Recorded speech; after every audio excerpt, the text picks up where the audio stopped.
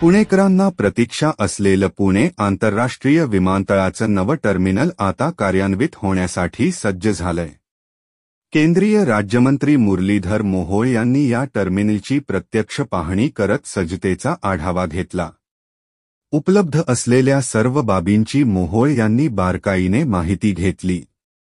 केंद्रीय हवाई वाहतूक मंत्री आणि पुण्याचे खासदार असलेले मुरलीधर मोहोळ यांनी हे टर्मिनल सुरू करण्यासाठी पाठपुरावा केला होता।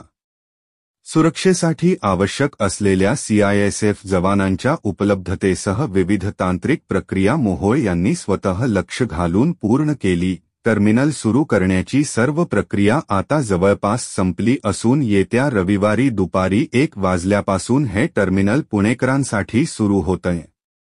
नव्या टर्मिनलमधून वर्षाला 90 लाख प्रवाशांना ये-जा करता येणार आहे। सुसज्ज व्यवस्था, 6 बोर्डिंग गेट आणि एकाच वेळी 1500 ते 1800 प्रवाशांना बसण्याची व्यवस्था करण्यात आली आहे। अत्याधुनिक सोयीसुविधांसह पुण्याच्या संस्कृतीची छाप या टर्मिनलवर पाहायला मिळते।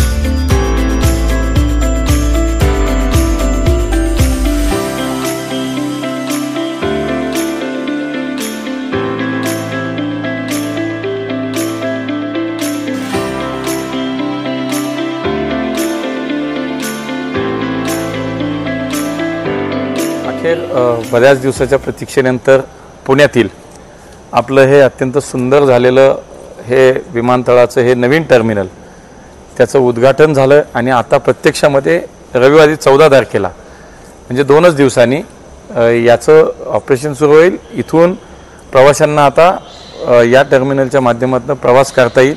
अत्यंत सुंदर आणि देखणं झालेलं पुण्याचं आपलं हे टर्मिनल आता पुणेकरांच्या सेवेत दाखल होतंय। आज त्याची थोडी उद्घाटनापूर्वीची पाहणी आमच्या एअरपोर्ट डायरेक्टर असतील, इथले बाकी ऑफिशियल्स असतील यांच्या समवेत घेतली।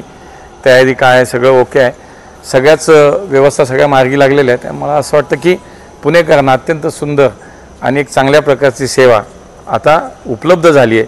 14 तारखेपासून प्रत्येक प्रवाशाला एक चांगला सुखद अनुभव या ठिकाणी निश्चित मिळेल।